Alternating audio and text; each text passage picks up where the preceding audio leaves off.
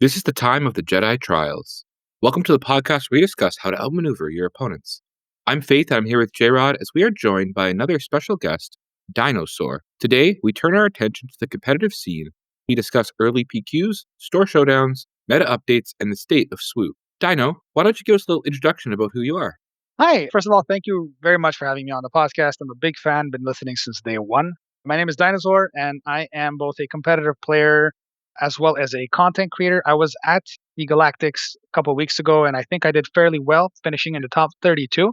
It was an absolute blast to play. And on top of that, I do make content for Star Wars Unlimited. And, I try to focus my channel on the more competitive aspect of the game, everything from deck text to gameplay with commentary and analysis, as well as just general videos to help people improve at the game. Well, thanks for joining us today. For our viewers that maybe want to check out who you are, what video would you recommend to them? Yeah, this past week, I made a great video called "Stop Wasting Your Cards." It was a great look on like how to get the most value out of your cards. I also included some puzzles in there that people really seem to enjoy. A way to like look at a board state that's not a game that you are playing and try and see, hey, what is the best possible play in this situation, and discuss the different options. I think that's one of my favorites. Cool. And top 32, how does those lightsabers look? I wouldn't know. As soon as I got them, I got hounded by people wanting to buy them, and I immediately got rid of them. It basically financed my trip. I'm not going to complain about that, and it'll make it so next year, if I do want to go back to Vegas, my wife will not complain. Well, congratulations on such a great finish, and maybe we'll see you next year at the Galactic Championship. So, you're a great guest for today's episode as we are talking about the competitive scene. We did have the Galactic Championship, and then I'm pretty close afterwards. The next 2 weeks, we've had some pretty big events with some planetary qualifiers, and we have some results for those. So, for you guys, what result has stood out so far for you? Really just how broad all the leaders are. Like, I think myself and everyone included was, like, thinking that, like, 4-star was gonna take over the meta, and it really hasn't.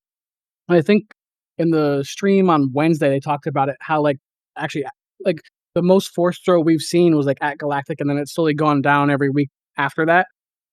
I don't think the card's bad, to be very clear. I think it's still a very good card, but, it's just interesting to see all the different options and, like, Boba Green coming out, and it's actually a very potent deck if you're not careful about it. So, even a little Kazuda action. I made a whole deck tech on him today, so if you want to see that, check it out. But yeah, even Palp Blue. Me and Palp Blue. I'm excited. I have to try a deck out. It was just a store showdown, but there were 64 people for a store showdown, which I kind of say is crazy. Because in France, wild.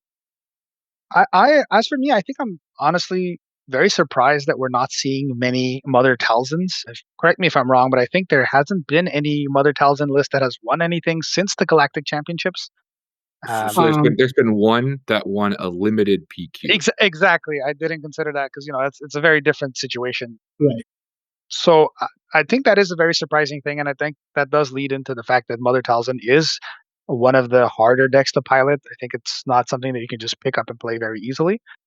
But that's it. To your point, to the force throw not being banned, I think a lot of people were expecting it to be, and so maybe they were changing the way they were testing and preparing for these PQs for it.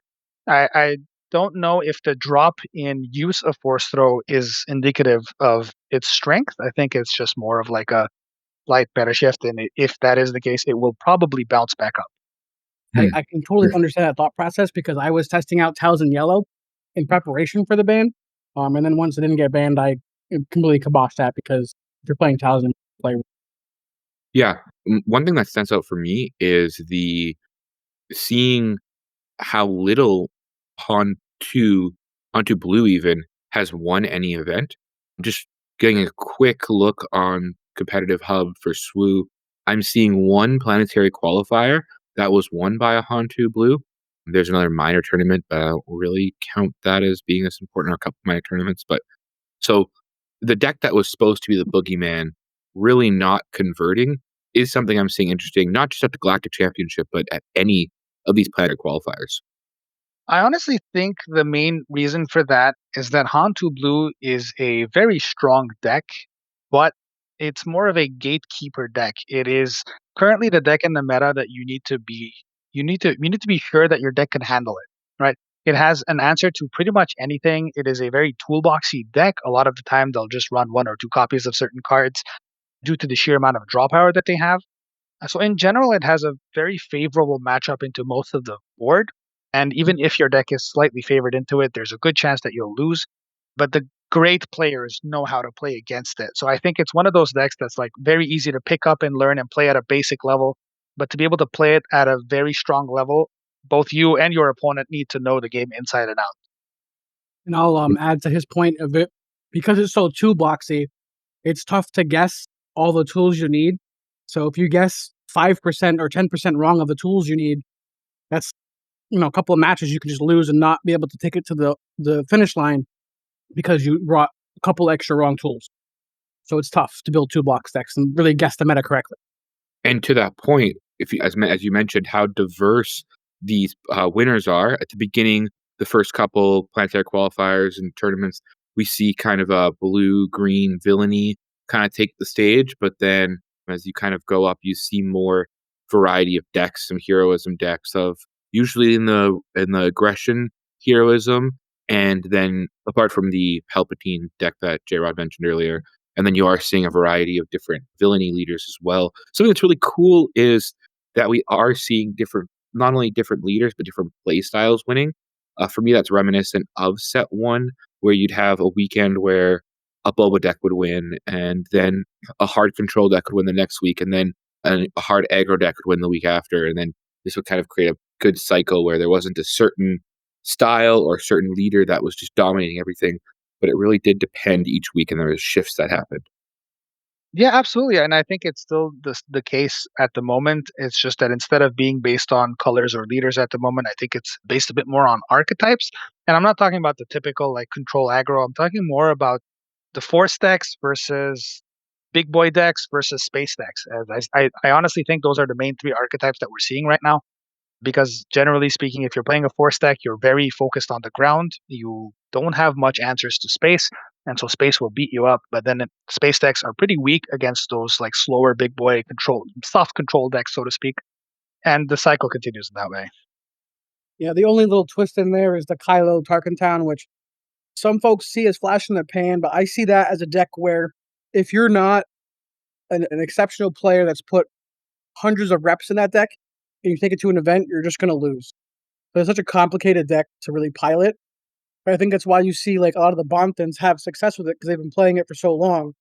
But everybody else kind of dwindles. Like I think I was watching Underwhelming Barrage today, and they had mentioned that like if you take away the pilots from Bonton and the pilots from K-Todd, and you take all those out, like the win rate for that deck is like plummets, but it skyrockets in those hands. So I think it's also like skill of the player, how many reps you have on the deck for that. So like I think that's a deck that could be good, but just people aren't willing to put in the work to play that deck. Myself included, to be very clear. So when we're talking about all these different decks, archetypes, leaders, we are seeing some diversity. One area where maybe not seeing as much diversity, and this could be good, could be bad, is bases. I think like you can group, let's say group the four spaces together.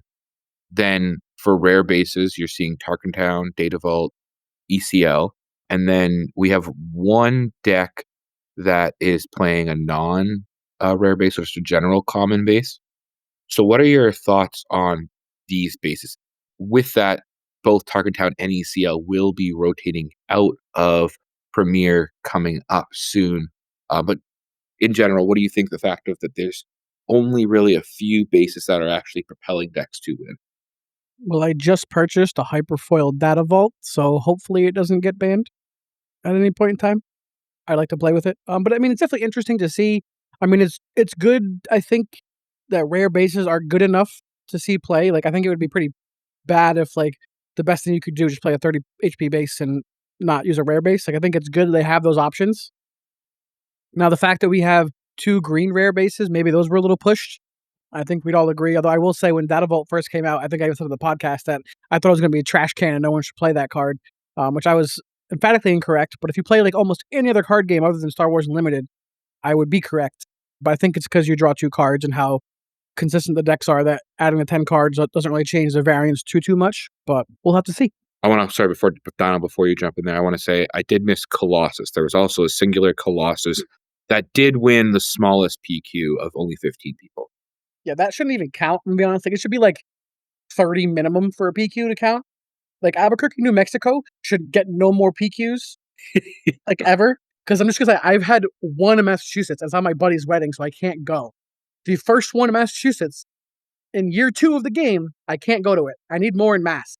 Rhode Island hasn't had one. Mass has had one. The rest of them have been like 6 hours away. FFG, please. I'm begging you. Hey Todd is Go also from Mass. So, like, we have a lot of content creators in Mass. You have a PQ? Oh, big talk. The closest one for me is 6 hours away, and I live in Montreal, which is like a huge place, right? So I don't know. Go off, Kings. So sorry. So Dino, what are your thoughts on these limited successful base choices? I think it's nice that we're seeing a variety in bases. I think 4 spaces, at least in my head, can easily be bundled up with the 30 health bases. The only difference is determining whether you are playing any force cards. I'm not going to say that 2 health never makes a difference because clearly, if that was true, that evolved would not be played whatsoever. But I think in general, the force payoff is enough for that 2 extra health. So for me, those are just the same old common bases. As for the rest, it's nice to see a good variety. We have had some pretty dud rare bases in the past, but I'm not personally a huge fan of something like Tarkin Town or ECL because I find that they are extremely generic. Like they're good for too many decks and it stops becoming rare. For the large portion of the game, if you were playing a green base, you would be playing ECL. I mean, it's no different now. Right now, if you're playing any deck and you're playing a green base, your options are never going to be a basic green base. It's always going to be ECL or Data Vault.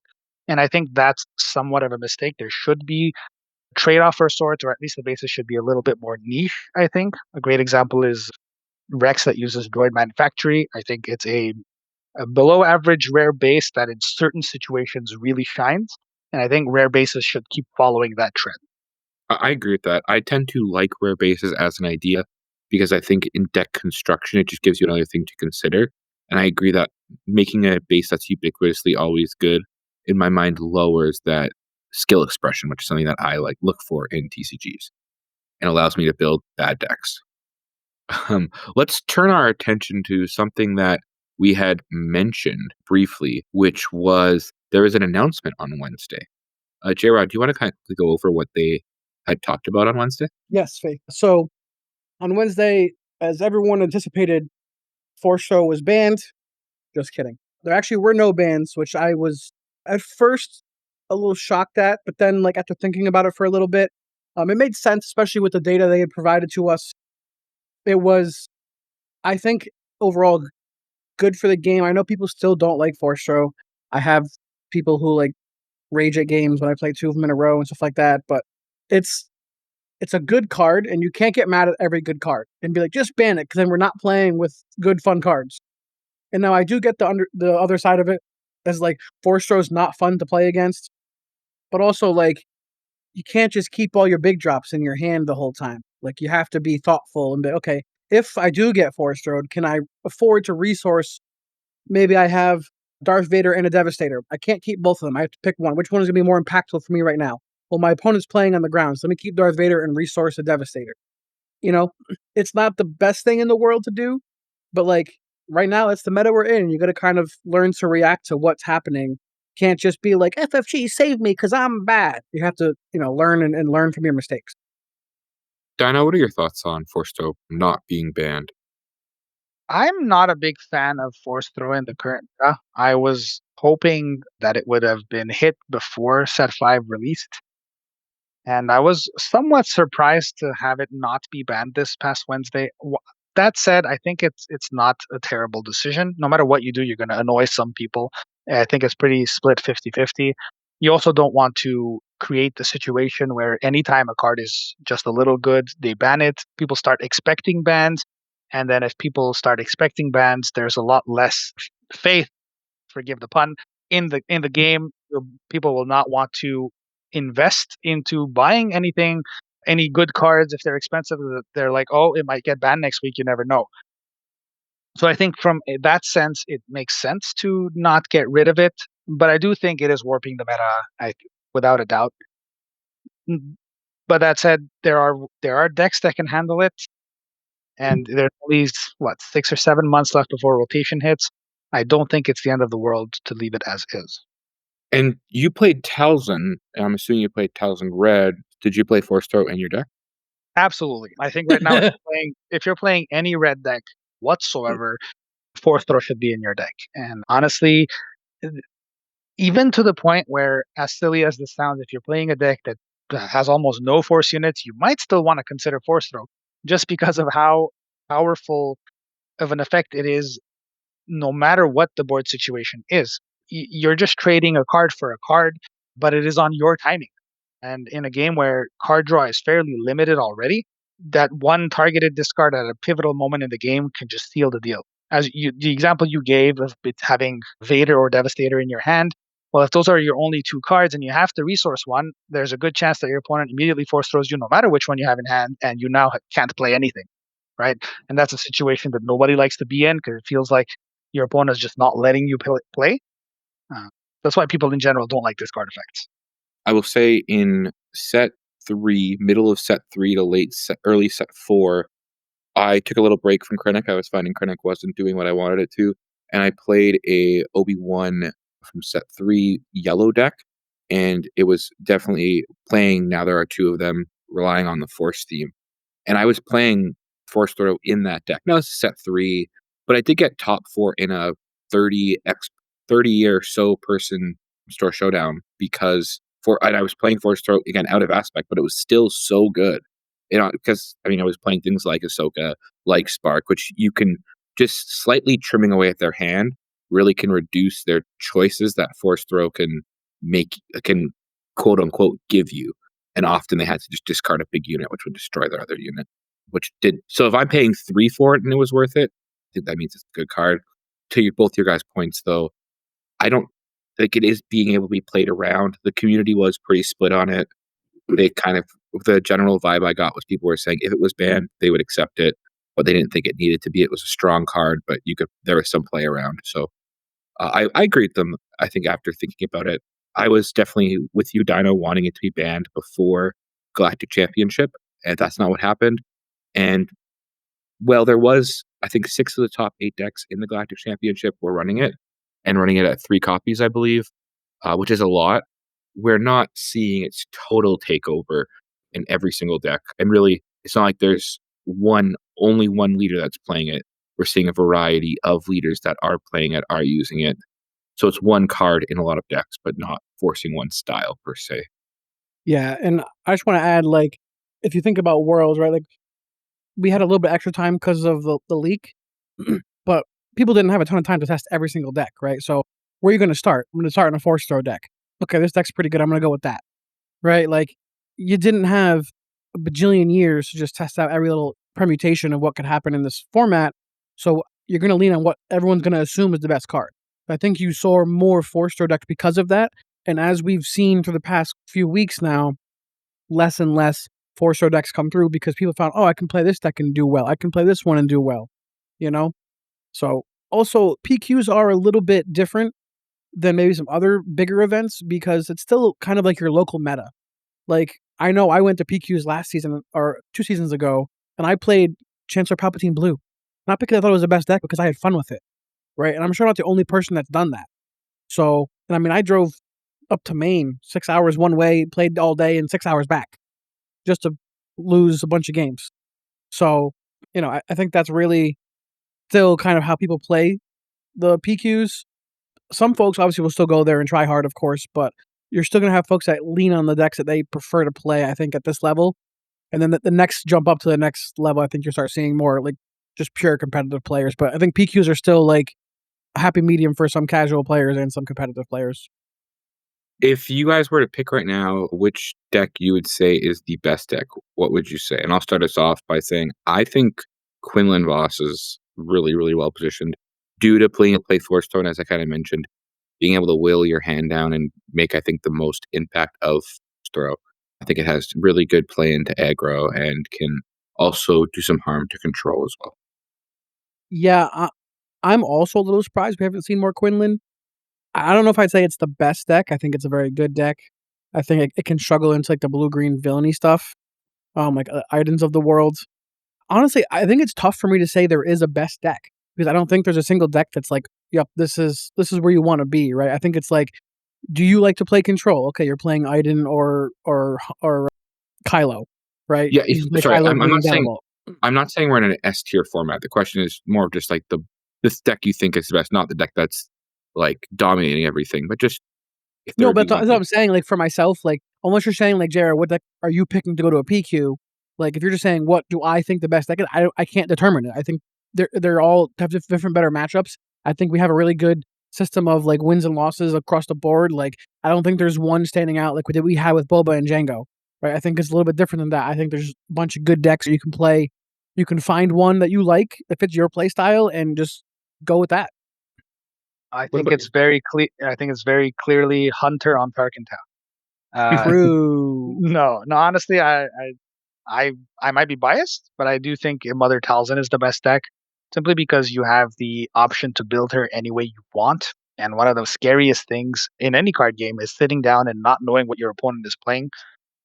You are able to build the deck to be hyper aggressive in the same way as, for example, Beton built it and won the Galactic Championships with, or you can build it to be a lot more like slower and like unrelenting, kind of like a inevitable death in the same way that I built mine. Or you can go somewhere in the middle. You can make the deck just entirely target hand. So I think any deck like that is extremely strong. And on top of that, I don't think it has any particularly bad matchups. So the entire thing is how well you play the deck. Thanks for sharing that. Let's turn to our attention to Mother Talzin, and let's look at her only real result since the Galactic Championship, which is this limited PQ. So, one of the changes that we heard at the Galactic Championship is that we are going to get limited incorporated into the competitive format. That is limited, for those that are unaware, is sealed and draft. So, similar to what you do at your pre release, but and this is obviously a higher level of event, a more competitive event. And how these will be set up is, I think in the United States there's 4 of them throughout this first set in season 1, and I think there's a couple in Europe as well. So we got our first one in Rochester, New York, and we found out that how it works is there was 7 rounds of Swiss with a sealed deck, and then they cut the top 8, and if I'm not mistaken, they did a draft within the top 8. And out of the 8 players in that draft, 3 of them chose Mother Talzin, and those they took first, second, and third. Any of these results surprise you, or anything in Legends of the Force Limited that you guys would want to let our listeners know about? I will say I was surprised to see 3 Towson Greens in the same draft pod. Assuming it was a draft pod, I believe it was, but I'm not positive on that. I guess I could ask my friend that he finished third. Nikki is a friend since Destiny days, so that's how I ended up receiving the winning deck list just so I can take a peek at it. But yeah, I mean, it's just crazy that there's enough in the pool to do that. And just to be very clear, like the person who won had I'm gonna throw out some really couple of cards here: a constructed lightsaber, an eighth brother, a Talzin's assassin, 2 supremacy ties, right, which is already pretty decent. And he also had 2 craving powers, like 2 craving powers, and a Mother Talzin draft deck. And I think 3 old Dakos. Yes, 3 old Dakas. Yep. Which I don't think he had too many knight cards to like sacrifice. I mean, No, you The Talzin Assassin and the Army of the Dead, I think, were the 2 that I saw. And there's I a And don't technically a warrior, I don't believe Army of the Dead is. a knight. I can double, but But I mean, honestly, you just play Odaka for the stats. Like yeah, I 5 don't think there's resources for 6/6 is essentially Poe Dameron, right? yeah, and Army that is a knight undead unit. Oh, okay. But yeah, I mean that's too bad Eighth Brother wasn't a knight, so you could get that back. no, that seems like pretty gross. It would be. It I do think that having draft for the top 8 makes sense, and it is nice. Drafting is a very important skill set, but having a PQB sealed feels to me very random. A lot of the times you're limited. Once again, with the puns, they're very limited to your pool of cards that you get. And out of 6 packs, if you don't happen to get one of the good leaders, you're kind of sore out of luck, which is fine for a generic pre-release event, but it's a lot harder when you're talking about competing for a spot at the Galactic Championships of next year. Also, on top of that, it is very dangerous in how easy it is to cheat at that. There's really nothing preventing people from just sneaking in some good cards in their pockets. So, uh, just quickly on that before you get too deep, because so basically, or typically, this is how I've seen sealed events work in the past for other games. So what they do is they give you 6 sealed packs. They have you open the packs, and then you write down on the sheet all the cards that are in those 6 packs. Then you don't build a deck, you put them back all together. They take the sheet of paper and the cards, and they give it to somebody else, and then you get someone else's 6 packs of cards, and then you build a deck from the other person's 6 decks of cards. So basically, you're checking someone else's deck. So you're not going to want to add more cards in. You know what I'm saying? And then when you're playing, like, then they'll do deck checks and that kind of stuff. So and if you're and trying it to sleep, prevents sleep, it prevents go ahead, Faith.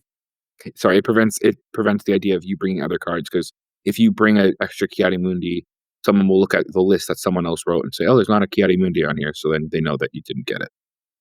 So there are ways around that to stop that. To your point of it being luck, a little more luck based, absolutely. But we are also playing a trading card game where an RNG is inherent in the game itself. So like it's not chess, obviously. So there's going to be a little bit of RNG no matter what. But I will say that in previous games that I've played, the best limited players would always do well. They might not win every time, right? Because you're correct. Like 2 craving powers and another talisman is definitely going to probably win you the event. Like if I drafted that, I'd be like, all right, sick. I probably won. I feel pretty confident in my deck.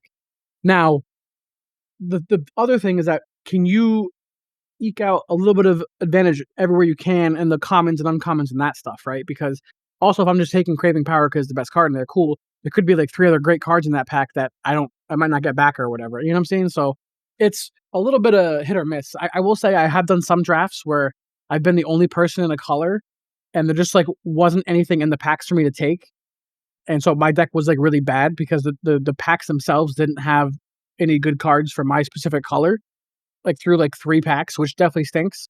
But that's definitely on the lower end of the odds. So I agree that it's a bit more RNG. I think that if you're good enough, on average, you'll be able to produce higher results than the normal. And basically, when you're at Worlds, I think that going 2-1 in draft is more than acceptable, and just having to have to do well in Premier. So it'll be interesting. It'll also give folks an advantage, right? Because if you're a great drafter and you go 3-0 in your draft pod at Worlds, hey, maybe you can drop an extra game in Premier. Maybe you're not as good at Premier, but you're really great in draft. So you definitely win your draft pod, and you get to Premier. You have an extra game of buffer now because you got the extra win in draft. Because That is everyone's something gonna. sorry. Oh, go ahead. I was gonna say that is something I'm extremely concerned about because while in theory it sounds nice to say that the winner of the Galactic Championships should be somebody who is both amazing at Premier and in Limited, I think those are 2 vastly different skill sets, Hmm. and it seems a bit strange to switch contexts from having practiced with your Premier deck and thinking you have the best thing, and then to lose a couple of draft games and be kicked out. I think it's a bit of them shooting themselves in the foot here. It might be better for viewers, but it's much worse for players. So So this is a great idea. I want to switch our conversation a little bit here to something on this point where we found out in a video released by Unplayable, our friends over there. Thank you for the great content. Where they had their Stiff Swoo video. This is their 3rd time doing it, and State of the in that, Swoonian, get it right. State of the Swoonian. Thank you. And in that video, talking they were talking, and what they talked about was the important part. One of the things they had talked about was that in the competitive scene, we're going to get each season. So we're going to get one of the 9 sector qualifiers will be just limited. There'll be no constructed element there, and that every regional championship, which there'll be 3 of in season 1, there will be 2 separate events going on. One will be a 3-day limited event and the other one will be a 2-day constructed event. So I think it'll be like Friday, the limited day of the limited event will start, and then Saturday will be day 2 of the limited event and day 1 of the constructed event.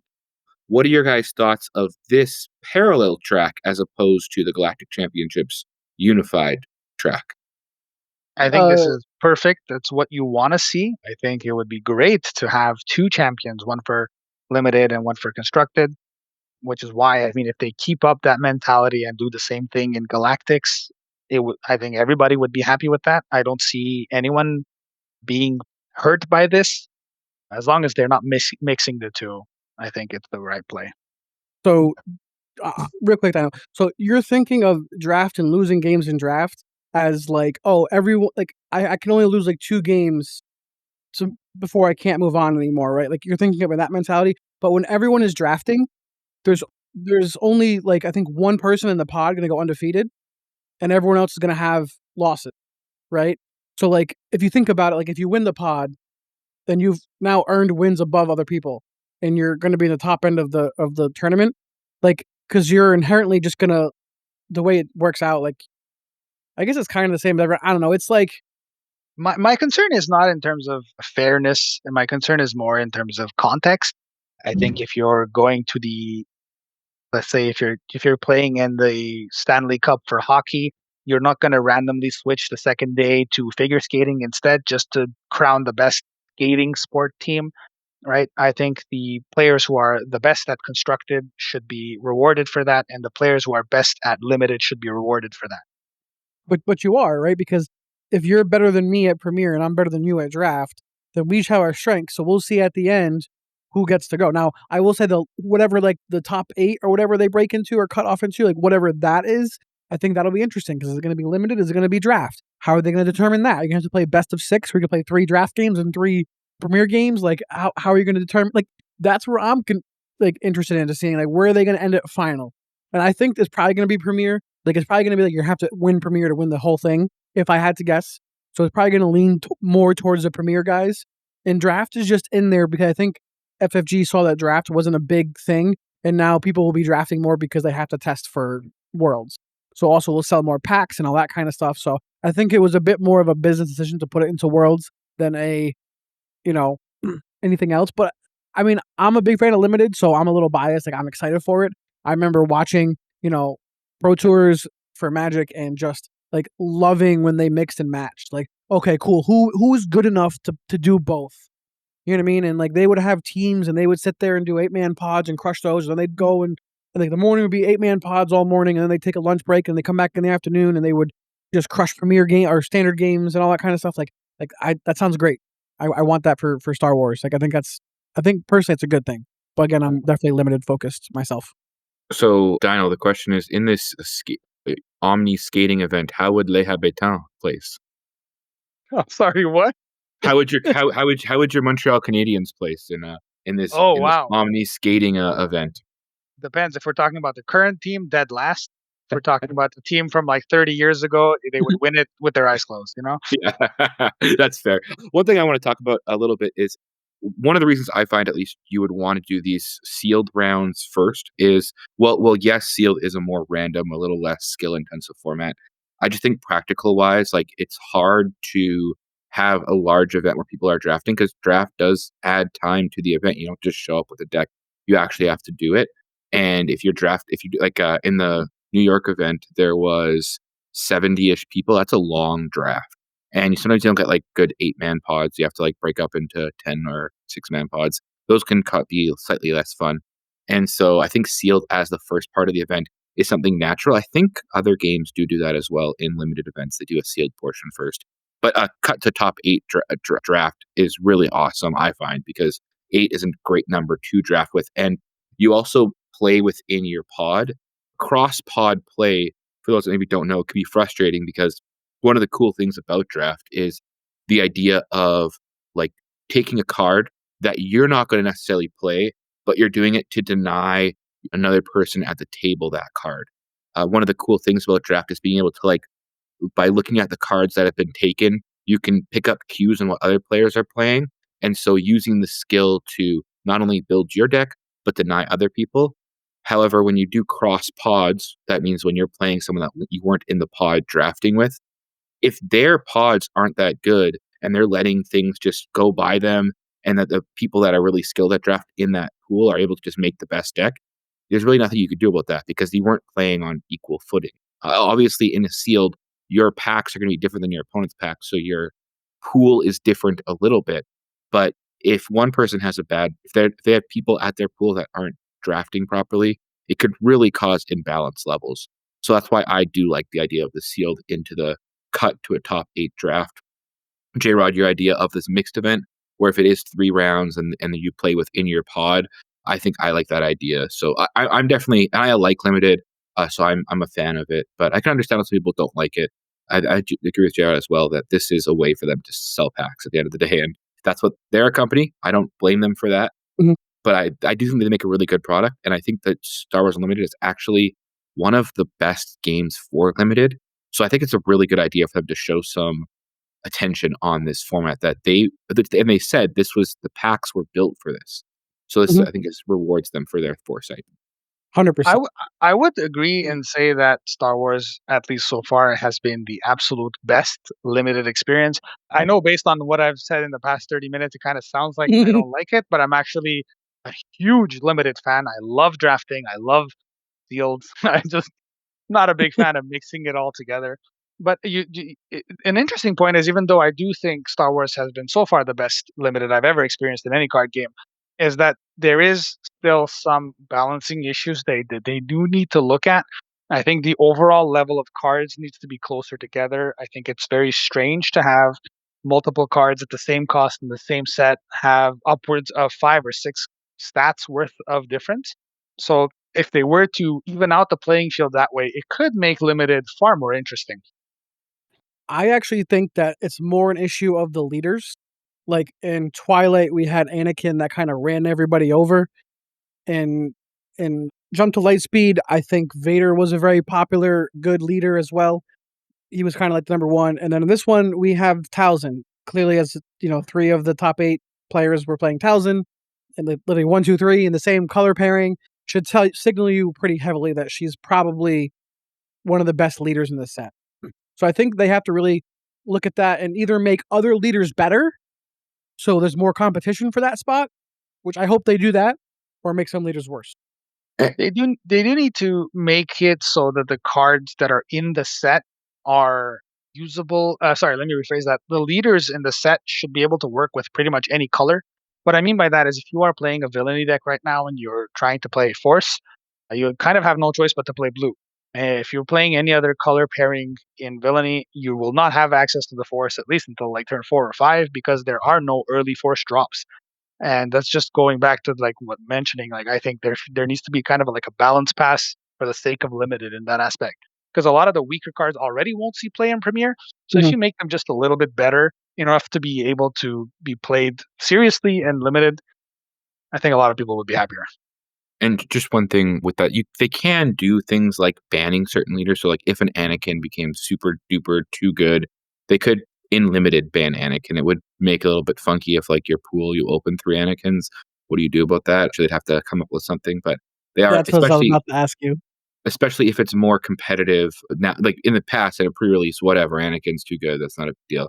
In a competitive event, they may do something like that. I would imagine they would just substitute it. Like they print extra copies of a certain leader and be like, you can use this leader instead. Well, again, we'll have to figure out what that is, how that looks like. But just that's an idea that they might do. We'll have to see what they choose to do. The way they construct, as you're mentioning, Dino, they can make the packs and make cards so that the pool is able to support different leaders in different colors is an important thing. I do think if they're going to keep making 18 leaders per set, that they should make some of them good and limited. My best example of this is in set 1. Jyn Erso was, in my opinion, the best limited leader, but she didn't have to be. She wasn't necessarily good and constructed, and that's okay. She was really good in draft, in Well, limited. So make it. she wasn't better Absolutely, than yeah. Boba Fett, but she was good. Yeah, I mean, absolutely. You have Grand Inquisitor this set that is essentially the same thing. And Mhm. I played Grand Inquisitor in a few of my pre-releases and dominated with him. I think he's great, but it comes back down to the same problem of he is a leader that needs the Force, and he is yellow. So you're already limited in what you're allowed to play him in. Yeah. Yeah. Well, I will say real quick before we move on. I know you're trying to end the episode, but they have to really make all of the common leaders good. None of them can be bad for limited. They don't have to make them good for Premier, but they have to make them good for limited because I think you only get, what is it, like 4 or 6 rare leaders in a box in 24 packs. So like making the common leaders good and limited in some way niche. Like we just can't have bad common leaders because if you pull one of those, like up this thing's like Finn, for example, never going to be played limited, not good. I forget if he was rare or not, but like just as an example. Anyways, yeah. Faith. Sorry, and I do want to quickly, with one more thing from the Swoonion that they talked about, and particular So, Jrod, maybe Dino, you have a thought on this. They did talk about how they are looking at changing something about carbonite mm, boosters. So they had some feedback that people like hyperspaces, shocking. what? People pretty positive on hyperspace foils, but it was mentioned that they got feedback that people are not liking the foils within the carbonite boosters. And they talked and teased about maybe there'll be another treatment. It was said that even though there won't be another, that there will not be a new treatment or any changes to carbonates for set 6. There was mention that set 6 prestiges look really, really cool, the best prestiges so far. And so we'll have to see what that actually looks like. They did talk about how, in their mind, major product line changes will not happen in the middle of a season or at least in the middle of a rotation, but rather they'll happen at the beginning of the rotation. So set 1, and then we got carbonite boosters in set 4 because that was a new season. And so that's why set 6 there won't be a major redesign of the package itself, but in set 7 we probably will see something change within the carbonite boosters and going that way as well. So what are your guys' thoughts of these changes for carbonite boosters? Go Yeah, ahead, Dino. J-Rod. Oh, Jinx. All right, sure. I'll go ahead. Mine's going to be very short. I have purchased a grand total of 1 carbonite pack in my entire life, and I think it's going to stay that way. The only carbonite boxes that I've ever opened are the ones that I've won at tournaments. So my opinion on this is extremely limited. I don't really care. For me, functionality is much more important than looks. So no difference for me. Wow. Okay. Well, that's the very opposite of me. I purchased not that much. I like Brian from Golden Dice definitely has opened up more than I. I think I've purchased 4 carbonite boxes, 2 from each set, which will probably continue. I didn't have great luck this set, but I'm super thrilled and excited to be like, get rid of the foils. That is a great move. I literally just take all those cards unless they're legendaries and throw them away. Even like rare sometimes, if they're not good, I just get rid of them. So if they add an extra treatment that's not foil or that doesn't bend, I'm down for it. Please no OP pack promo stuff. Don't put that in there. That'll be worse than foils in my opinion. But yeah, I mean, I'm excited for those changes. And I also did hear that the next sets prestige look phenomenal. So I'm super excited. Maybe I get a third of, maybe I just get a case. My wife, she's not looking at me. Okay, good. Maybe I'll get a case of next set. Who knows? But we'll see. I'm Hey, excited. maybe the alternate treatment they can do is have the card be mirrored. I think a mirrored hyperspace would be pretty interesting. Yeah. I could also like maybe do like a an aspect color, like whatever aspect they are, they get like a whole like kind of like color theming to that. Like a kind of like a chrome look, but it's like a yellow or red or a blue or a green kind of thing. That could My be interesting. alternative is significantly cheaper for FFG, so I think they'd rather do that. I don't care if it's cheap for them or not. I want cool things. Well, and that's the cool thing about Star Wars is they are trying to appeal to different sets of people, collectors, competitive players, and so it's good to have products for everyone for their different needs. And we'll have to just wait and see what these set 6 prestiges look like, and going forward, what something new they can cook up in set 7, and if we'll get another product line in set 7, that will be another thing as well. But thank you so much, Dino. Before we head out, is there anything you want to say to our audience as we end the episode? Absolutely. I mean, I'm looking forward to all the competitive events coming up. My channel, once again, is Dinozor Gaming. Please come on in. Let me know what you like, what you don't like, and you guys can hit me up anytime you'd like. What I'm looking forward to is more cards. I cannot wait for set 6. I think they are the 2 coolest keywords that we've had in the game so far, and I can't wait to see what they're cooking for us. Yeah, let it Wonderful. cook. We'll see you guys next time on Outmaneuver. Bye, everybody.